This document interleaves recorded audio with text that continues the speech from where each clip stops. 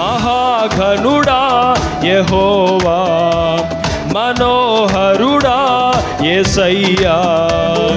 ప్రభు ప్రేమ నాలో నింపుటకే దిగి వచ్చినావు మహిమాత్ముడా.